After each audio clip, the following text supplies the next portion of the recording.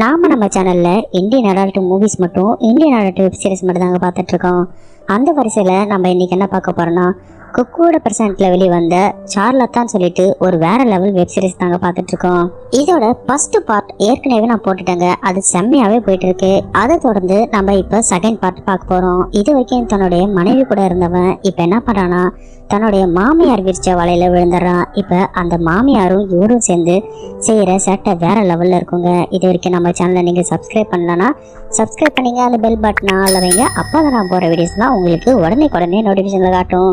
நீங்க ஃபர்ஸ்ட் பார்த்து பார்த்தா மட்டும்தான் இது உங்களுக்கு ஓரளவுக்கு வச்சு புரியும். சரி, ஓகே கைஸ், வாங்க நம்ம வீடியோக்குள்ள போகலாம். நம்ம வெப் சீரிஸோட ஸ்டார்டிங் சீன்ல இந்த ஆன்டி என்ன பண்றாங்கன்னா, அவங்களுடைய ரூம்ல உட்காந்து ஃபீல் பண்ணிட்டு இருக்காங்க. இப்ப அந்த இடத்துக்கு அவங்களுடைய மருமகன் உள்ள வரான். உள்ள வந்தோடனே அந்த ஆன்டி என்ன கேக்குறாங்கன்னா, என்ன பாபின் இந்த நேரத்துல நீ வந்திருக்க அப்படின்னு சொல்லி அவங்க கேக்குறாங்க.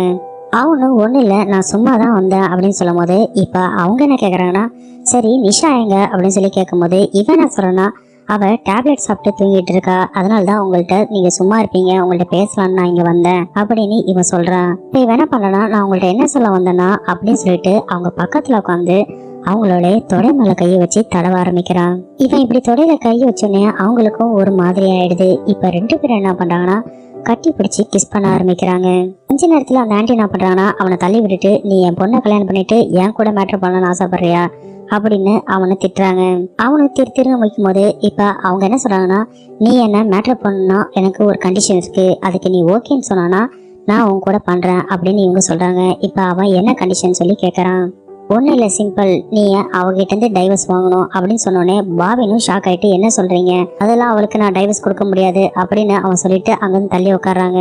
உடனே இந்த ஆன்டி என்ன கேக்குறாங்கன்னா, என்ன டைவர்ஸ் சொன்னோடனே நீ தள்ளி உட்காந்துட்ட, நீ டைவர்ஸ் பண்ணனா உனக்கு எவ்வளவு பெனிஃபிட் இருக்கு தெரியுமா அப்படின்னு சொல்லி இவங்க கேக்குறாங்க. அதுக்கு அவன் என்ன சொல்றானா, அப்படி என்ன பெனிஃபிட் இருக்கு அப்படின்னு சொல்லி அவன் கேட்கறான். அந்த ஆன்டி என்ன சொல்றாங்கன்னா, நீ அவளை மனசா காதலிச்சு லவ் பண்ணி கல்யாணம் பண்ண அப்படிலாம் ஒன்னும் சீன் போடாத, அவ தனியா இருக்கா, அவளோட சொத்தை ஆட்டைய போலான்னு சொல்லி தானே அவளை கல்யாணம் பண்ணேன். நீ அவளை இப்ப டைவர்ஸ் பண்ணனா கண்டிப்பா உனக்கு நான் 50 லட்ச ரூபா பணம் தரேன், அது மட்டும் இல்லாத அந்த 50 லட்ச ரூபா கூட நான் உனக்கு கிடைப்பேன் அப்படின்னு சொன்ன உடனே அவன் உட்காந்து யோசிக்க ஆரம்பிக்கிறான். கொஞ்ச நேரத்துல இவன் என்ன கேக்குறான்னா, சரி ஓகே நான் ஒத்துக்கிறேன், எனக்கு இப்ப அட்வான்ஸா பணம் கிடைக்குமா அப்படின்னு சொல்லி இவன் கேக்குறான். உடனே இவங்க என்ன சொல்றாங்கன்னா, அப்போ உனக்கு டீலுக்கு ஓகேவா அப்படின்னு கேட்டோன்னே அவனும் ஓகே சொல்லிடுறான். சரி ஓகே, இந்த பிரிட் கேஸ்ல கொஞ்சம் பணம் இருக்கு, இதை எடுத்துக்கோ அப்படின்னு அவங்க சொல்றாங்க. பாபினா என்ன பண்றான்னா, அவங்க ரூம்ல இருக்கிற அந்த பணத்தை எடுத்துட்டு அவன் அந்த ரூம் விட்டு வெளியே போயிடுறாங்க. இந்த சீன் எப்படியே கட் பண்ணிட்டு இப்ப அடுத்த சீன் காட்டுறாங்க. அடுத்த சீன்ல பார்த்தோன்னா, இந்த ஆன்டி தன்னோட பெட்ரூம்ல உட்காந்து இருக்கும் போது அங்க பாபின் வரான். வந்தவன் என்ன பண்றான்னா, அவங்கள கிஸ் பண்ண ஆரம்பிக்கிறான். ரெண்டு பேரும் வேற லெவல்ல கிஸ் பண்ணிட்டே இருக்கும்போது டப்புன்னு பாபின் அவங்களுக்கு மூடி ஏறினோடனே ஸ்டாப் பண்ணிடுறான். அந்த ஆன்டியும் புரிஞ்சுக்கிறாங்க, இவன் பணத்துக்காக தான் ஸ்டாப் பண்ணான்னு சொல்லிட்டு. உடனே இவங்க என்ன பண்றாங்கன்னா, தன்னுடைய பர்ஸ்ல இருந்து பணத்தை எடுத்து அவன்கிட்ட கொடுக்குறாங்க. அவனும் அந்த பணத்தை வாங்கிட்டு இப்ப மறுபடியும் கண்டினியூ பண்ண ஆரம்பிக்கிறாங்க. இவங்க கிஸ் பண்ற சீன்ஸ் எல்லாம் வேற லெவல்ல இருக்குங்க. முக்கியமா 18 வயசுக்கு மேல உள்ளவங்க மட்டும் இதை பாருங்க. இப்ப இவங்க கிஸ் பண்ணிட்டு இருக்கும் போது இந்த சீன் எப்படியே கட் பண்ணிட்டு அடுத்தது பாபின் நிஷாவோட ரூம்குள்ள போறாங்க. போனவன் நிஷாட்ட தன்னோட எம்டி பர்ஸை காட்டி அப்படியே மூஞ்சி சோகமா வச்சுக்கிறான். நிஷாவை அதை பார்த்து சிரிச்சுட்டு தன்னுடைய பர்ஸ்ல இருந்து பணத்தை எடுத்து கொடுக்குறான். அவனும் அந்த பணத்தை வாங்கிட்டு வீட்டை விட்டு வெளியே போறாங்க. இப்ப இந்த பாபின் என்ன பண்றான்னா, ஒரு ரோட்டு கிட்ட நிக்கும் போது நம்ம ஆன்டி என்ன பண்றான்னா ஒரு கார்ல வந்து இறங்குறாங்க. இறங்கினவங்க அவன்கிட்ட அந்த கார் கீ கொடுத்துட்டு, இந்த கார் உனக்கு கிஃப்டா நான் தரேன் அப்படின்னு சொல்லிட்டு அவன்கிட்ட கொடுக்குறாங்க. அவனும் அந்த கீயை வாங்கிட்டு அந்த ஆன்டியா பண்றாங்க. ரெண்டு பேரும் சந்தோஷத்தை கட்டி பிடிச்சிட்டு இருக்காங்க. இந்த சீன் எப்படியே கட் பண்ணிட்டு அடுத்த சீன்ல பார்த்தோன்னா, இந்த ஆன்டியும் இவரும் சேர்ந்து வேற லெவல்ல கட்டி பிடிச்சிட்டு இந்த சீன்ஸ் எல்லாம் ரொம்ப டெம்டேஷன் ஏத்துற மாதிரி இருக்குங்க. அவங்க கட்டி பிடிச்சிட்டு இருக்கும்போது இவன் அந்த ஆன்டி என்ன கேக்குறான்னா, என்னுடைய தேவையை நீங்க பூர்த்தி பண்ணுங்க அப்படின்னு இவன் சொல்றான். அதுக்கு அந்த ஆன்டி என்ன பண்ணாங்கன்னா, டப்புன்னு பாதிலே எழுந்து, நீ முதல்ல என்னோட தேவையை பூர்த்தி பண்றியா அப்படின்னு சொல்லி அவங்க கேக்குறாங்க. உடனே பாபின் என்ன சொல்லனா, எனக்கு கொஞ்சம் டைம் கொடு, கண்டிப்பா அவளுக்கு நான் டைவர்ஸ் கொடுத்துட்றேன் அப்படின்னு இவனும் சொல்றான். அதுக்கு இவங்களும் ஓகே சொல்லிட்டு அவனை கிஸ் பண்ண ஆரம்பிக்கிறாங்க. இவங்க செம்ம மூட்ல கிஸ் பண்ணிட்டே இருக்கும்போது டப்புன்னு அவங்க பாதியில ஸ்டாப் பண்ணிட்டு அவங்க என்ன சொல்றாங்கன்னா, இதோட இதை நிப்பாட்டிடு, நான் ஏற்கனவே சொல்லிட்டேன், அவள்கிட்ட டைவர்ஸ் கொடுத்துட்டு அதுக்கப்புறம் மத்தது பண்ணலாம் அப்படின்னு சொல்லும் போது அதுக்கு அவன் என்ன சொல்றானா, எங்களுக்கு கல்யாணம் ஆகி 1 வருஷம் கூட ஆகல, இப்ப நான் அவளுக்கு டைவர்ஸ் கொடுத்தேன்னா என்ன ஆகும், அது மட்டும் இல்லாத இது தேவையில்லாம போலீஸ் கேஸ்ல தான் முடியும், அவளுக்கு டைவர்ஸ் கொடுக்குற மாதிரி எனக்கு ஒரு நல்ல காரணம் கிடைச்சுன்னா கண்டிப்பா நான் டைவர்ஸ் கொடுத்துருவேன் அப்படின்னு இவன் சொல்றான். அதுக்கு அவங்க என்ன சொல்றாங்கன்னா, நீ அவருக்கு டைவர்ஸ் கொடுக்குறேன்னு சொல்லிட்டு இது வரைக்கும் டைவர்ஸ் பாத்திரம் ஒண்ணு கூடமே ரெடி பண்ணாதே வச்சிருக்க அப்படின்னு இந்த ஆன்ட்டி கத்த ஆரம்பிக்கிறாங்க. உடனே இவன் என்ன சொல்லனா, நான் கூடிய சீக்கிரத்துல டைவர்ஸ் பேப்பர் ரெடி பண்றேன் அப்படின்னு சொன்ன உடனே அவங்க என்ன பண்றாங்கன்னா, கையில வச்சிருந்த டைவர்ஸ் பேப்பர் எடுத்து நீட்டுறாங்க. நானே இதை ரெடி பண்ணிட்டேன், இன்னும் 3 நாள்ல இதுல சைன் வாங்கி நீ என்கிட்ட கொடுக்கணும் அப்படின்னு இவங்க சொல்றாங்க. அது மட்டும் இல்லாத இவங்க என்ன சொல்றாங்கன்னா, நான் ரொம்ப மோசமானவ, நீ என்னை ஏமாத்தணும் மட்டும் நினைச்சனா உனக்கு வேலை செய்யறதுக்கு கையும் இருக்காது, அதுக்கப்புறம் அதுவும் இருக்காது. எனக்கு இன்னும் 3 நாள் தான் டைம் தரேன், அதுக்குள்ளே இந்த வேலையை முடிச்சிரு அப்படின்னு சொன்னோன்னே அவனும் சரி நான் கண்டிப்பா முடிச்சிடறேன்னு சொல்லிடுறான். அந்த ஆன்ட்டியும் அங்கிருந்து கிளம்பி போயிடுறாங்க. இப்ப இவன் என்ன பண்ணனா, அந்த டைவர்ஸ் அக்ரிமெண்ட்டை கையில வச்சுட்டு அவன் என்ன பண்றதுன்னு தெரியாத முழிச்சிட்டு உட்காந்துருக்கான். இந்த சீன் எப்படியே கட் பண்ணிட்டு அடுத்த சீன் தாங்க காட்டுறாங்க. இவன் என்ன பண்றானா, நிஷாட்ட உட்காந்து பேசிட்டு இருக்கான். எதுக்கு இப்ப டைவர்ஸ்ன்னு சொல்லிட்டு சொல்லாம கொள்ளாம நீ ஏன் முடிவு பண்ற, என்ன ஆச்சு அப்படின்னு சொல்லி நிஷா கேட்கிறான். நிஷா நான் கேட்கறானா, என் மேல ஏதாச்சும் தப்பு இருந்தா சொல்லு, நான் அதை திருத்திக்கிறேன் அப்படின்னு சொல்லும் போது அதுக்கு அவன் என்ன சொல்றானா, தப்பு நீ எதுவும் பண்ணல, ஆனா தப்போட மொத்த உருவமா நீ தான் இருக்க, அதனால தயவு செய்து எனக்கு டைவர்ஸ் கொடு அப்படின்னு இவன் கேட்கறான். உடனே நிஷாவை அழுதுட்டு என்ன சொல்றா, தயவு செய்து நான் ஏதாவது தப்பு பண்ணியிருந்தா சொல்லு, நான் திருத்திக்கிறேன், டைவர்ஸ் மட்டும் வேணாம்னு சொல்லிட்டு அவ அழுவ ஆரம்பிக்கிறா. ஆனா இவன் அவ அழுவுறத நினைச்சு ஃபீல் கூட பண்ணாம அவன் மட்டும் உட்காந்துட்டு இருக்கான். இங்க நடக்கிறது எல்லாமே அந்த ஆன்ட்டி எட்டி பார்த்துட்டு தாங்க இருக்காங்க. நிஷாவும் அந்த ஆன்ட்டி பாக்குறத அவ பாத்துறாங்க. இப்ப இவன் என்ன கேக்குறான்னா, உன் கூட வாழறதுக்கு எனக்கு விருப்பமே கிடையாது, தயவு செய்து இந்த அக்ரிமெண்ட்ல கையெழுத்து போட்டு கொடு அப்படின்னு சொல்லி அவன் கேக்குறான். நிஷாவும் அதுல கையெழுத்து போட்டு கொடுத்துட்டு அவ என்ன சொல்லி அழுகுறானா, திரும்பவும் என்னோட சித்திட்ட நான் தோத்துட்டேன் அப்படின்னு சொல்லி அழுவ ஆரம்பிக்கிறா. இங்க எல்லாம் நடக்கிறத பார்த்த உடனே அந்த ஆன்ட்டி சந்தோஷப்பட்டு கதை சாத்திட்டு அங்கிருந்து போயிடுறாங்க.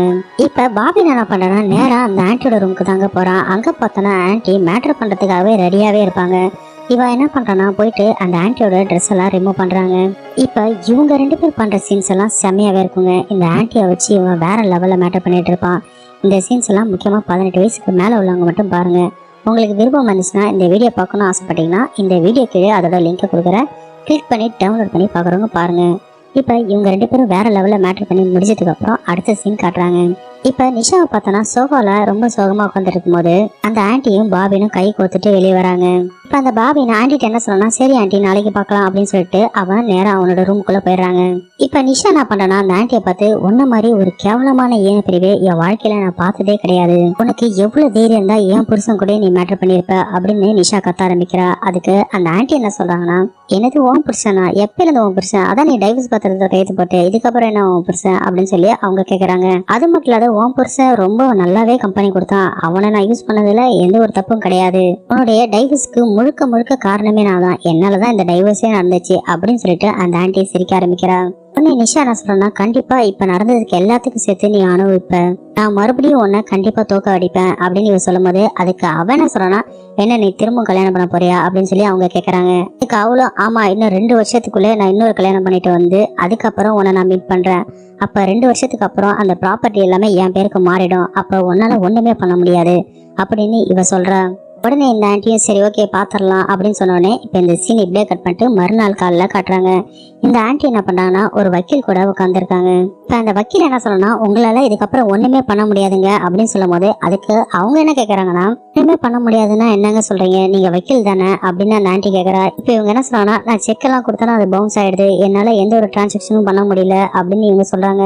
அதுக்கு அந்த வக்கீல் என்ன சொல்றாருன்னா, உங்களுடைய புருஷனுடைய அக்ரிமெண்ட் படி 2 வருஷத்துக்கு கல்யாணத்துக்கு அப்புறம் அவங்களுடைய எல்லா ப்ராப்பர்ட்டியும் பேங்க் டிரான்சாக்சன் முதற்கொண்டு எல்லாமே அவங்களோட பேருக்கு மாறிடும், உங்களால இதுக்கப்புறம் ஒண்ணுமே பண்ண முடியாது, அதனால இதுக்கப்புறம் எல்லாத்தையும் நிஷா தான் பார்த்துப்பா, இதுல இருந்து உங்களுக்கு ஒண்ணுமே கிடைக்காது அப்படின்னு இவர் சொல்றாரு. உடனே இந்த ஆன்ட்டி என்ன கேக்குறான்னா, நிஷாவுக்கு தான் கல்யாணம் ஆகி டைவர்ஸ் ஆயிடுச்சு, அவ திரும்ப கல்யாணமே பண்ணலையே எப்படி இது அப்படின்னு சொல்லி அவ கேக்குறா.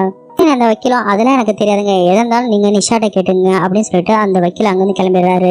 இப்ப இந்த ஆன்ட்டி என்ன பண்றாங்கன்னா, நேரா நிஷாவோட பெட்ரூம் போகும்போது நிஷா என்ன கேக்குறாங்கன்னா, என்ன இன்னைக்கு பாக்கிறதுக்கு ஒரு மாதிரியா இருக்கீங்க அப்படின்னு கேட்கும்போது உடனே இவங்க என்ன பண்றாங்கன்னா, நிஷா என் மகளே அப்படின்னு சொல்லி கூப்பிடுறாங்க. உடனே நிஷாவும் என்ன அப்படின்னு சொல்லி கேட்கும்போது, எனக்கு கொஞ்சம் காசு தேவைப்படுது, இந்த செக்ல கொஞ்சம் சைன் பண்ணி கூட அப்படின்னு சொல்லி கேக்குறா. இதுக்கு நிஷா என்ன சொல்லனா, காசு லேண்டா இருக்கு ஆனா உங்ககிட்ட தர முடியாது அப்படின்னு சொன்ன உடனே இப்ப அங்க பாபின் வரான். வந்தவன் என்னங்க ஆன்ட்டி அப்படின்னு சொல்லி அவன் கேக்குறான்.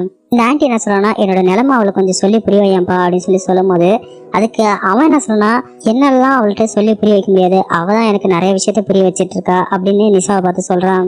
இப்ப நிஷா என்ன சொல்றா, எங்க 2 பேத்துக்கு டைவர்ஸ் எல்லாம் ஆகல, அந்த அக்ரிமெண்ட்ல நான் மட்டும் தான் சைன் பண்ணா, அவரு பண்ணவே இல்லை, அதனால அந்த அக்ரிமெண்ட் செல்லாது அப்படின்னு அவ சொல்றா. இதை கேட்டோடனே அந்த ஆன்ட்டியும் டென்ஷன் ஆயிட்டு அவ அங்கிருந்து கிளம்பி வெளியே போயிடுறான். இப்போ நிஷா என்ன சொல்றானா, எனக்கு இருக்கிற எல்லா பிரச்சனையும் முடிஞ்சிச்சு, இனிமேட்டு நான் சந்தோஷமா இருப்பேன் அப்படின்னு சொல்லும் போது இப்போ பாபின் என்ன சொல்றா, எனக்கு எல்லா பிரச்சனையும் முடிஞ்சிச்சு, நானும் சந்தோஷமா இருப்பேன்னு சொல்றான். அதுக்கு நிஷா என்ன சொல்றாங்கன்னா, சரி ஓகே, இப்போ நீ என்ன பண்றா, இந்த டைவர்ஸ் பேப்பர்ல சைன் பண்ணி கொடு அப்படின்னு நிஷா கேட்கறா. உடனே இவன் என்ன சொல்றானா, அதெல்லாம் முடியாது, என்னால சைன் பண்ணி தர முடியாது, நீ எல்லா ப்ராப்பர்ட்டியும் தனியா அனுபவிக்கலாம்னு பாக்குறியா அப்படின்னு சொல்லி இவன் சொல்றான். உடனே நிஷா என்ன சொல்றானா, உனக்கு தான் நான் 15 லட்ச ரூபா தரேன்னு சொன்னோம் இல்லையா அப்படின்னு சொல்லும் போது அதுக்கு அவன் என்ன சொல்றானா, நீ எனக்கு 15 லட்ச ரூபா தரேன்னு சொல்லிட்டு 4 கோடி ரூபாய் எடுத்துக்கலான்னு பாக்குறியா, ஒழுங்கா எனக்கு 50 லட்ச ரூபா கொடு அப்படின்னு இவன் கேட்ட உடனே நிஷாக்கு என்ன பண்ணும் தெரியாம தலையில அடிச்சுட்டு உட்காந்துருக்காங்க. இப்ப பிளாஷ்பேக்ல அந்த ஜோசியக்காரனையும் அவங்க அப்பாவையும் கட்டுறாங்க. அந்த ஜோசியக்காரர் என்ன பண்றாருன்னா, அந்த அங்கிளுடைய ஜாதகத்தை பார்த்துட்டு உனக்கு அகால மரணம் வர்றதுக்கான வாய்ப்பு இருக்கு அப்படின்னு சொல்லும்போது அந்த அங்கிள் என்ன கேட்கிறாருன்னா, நான் போனதுக்கு அப்புறம் என்னுடைய பொண்ணோட வாழ்க்கை என்னங்க ஆகுறது அப்படின்னு சொல்லி அந்த அங்கிள் கேட்கிறாரு. அதுக்கு அந்த ஜோசியக்காரர் என்ன சொல்றாருன்னா, உன்னுடைய பொண்ணோட வாழ்க்கை பணத்தால மட்டும் நல்லா இருக்கும்னு நினைக்காத, அவன் நல்ல மனுஷங்களோட அன்பையும் சம்பாரிச்சா மட்டும்தான் அவன் நல்லாவே இருப்பா அப்படின்னு இவங்க சொல்றாரு. என்னைக்குமே நீயும் பணத்தை பின்னாடியே போகாத அப்படின்னு இவர் அட்வைஸ் பண்ண ஆரம்பிக்கிறாரு. இதோட இந்த வெப் சீரிஸ் முடிச்சிருப்பாங்க. கூடிய சீக்கிரத்துல வேற ஒரு நல்ல வீடியோட உங்களை நான் சந்திக்கிறேன்.